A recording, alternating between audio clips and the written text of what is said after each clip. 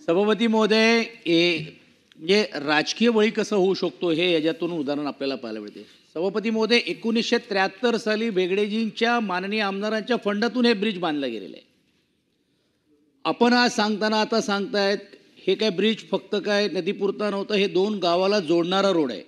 Road होता आणि निवळ सभापती महोदय, ह्याच्यामध्ये पर्यटक नाही तर रहदारी देखील छोट्या मोठ्या बाईक्स किंवा गाड्या पण ते येऊन जाऊन जायचे लोक, ह्याचा वावर होता. सभापती महोदय, मंत्री महोदय, म्हणजे आपण बोलायला हरकत नाही कोणाच्या खांद्यावरती कोणाची ओझी.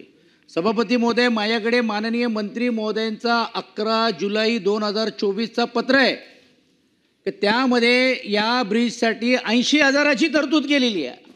8 लाख रुपयाची तरतूद केलेली नंतर दाखवलेलं आहे. म्हणजे एका बाजूला 8 कोटी रुपयाची तरतूद झाली, मग का नाही याच्याचं ब्रिजचं काम सुरू झालं?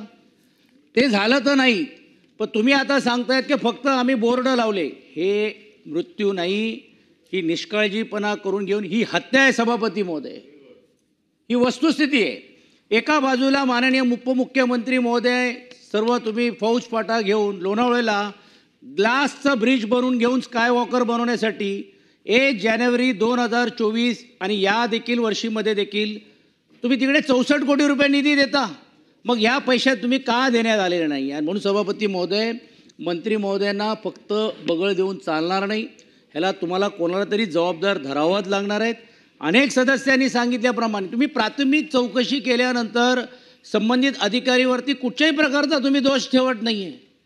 आणि म्हणून माझी स्पष्ट मागणी आहे की ही वस्तुस्थिती तुम्ही जर बघितली असेल की ही निधी कुठे वळवली गेलेली आहेत का, निधी अभावी हे काम सुरू झालं नाहीत का, ह्याच्यावरती वेगळं काय झालं आहेत का, म्हणून संबंधित अधिकाऱ्यांच्यावरती तुम्ही पेंडिंग इन्क्वायरी करा ना. त्याला सस्पेंड करून घेऊन पेंडिंग इन्क्वायरी करून घेऊन दूध का दूध पाणी का पाणी येऊ द्या ना. तुम्ही आता सांगताय 15 दिवसामध्ये आमचं हे गट तयार होईल, त्याचा ही चौकशी होईल, त्याच्यानंतर होईल. हे अजिबात चालणार नाही, कारण ही जबाबदारी कोणाला तरी देखील घ्यावी लागेल. त्या बिचारे लोकांचे काय सभापती महोदय, या पुणे जिल्ह्यामध्ये 500हून असे जे ब्रिज आहेत.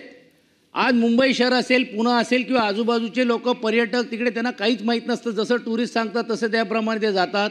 मग पावनाच्या धरणावरती असेल किंवा नदीवरती असेल. आणि म्हणून या बाबतीत तुम्हाला निवळ फक्त घोषणा किंवा बोलून चालणार नाही. या संबंधित लोकांवरती तुम्ही तातडीने पेंडिंग इन्क्वायरी सस्पेंड करून तुम्ही करणार आहात का?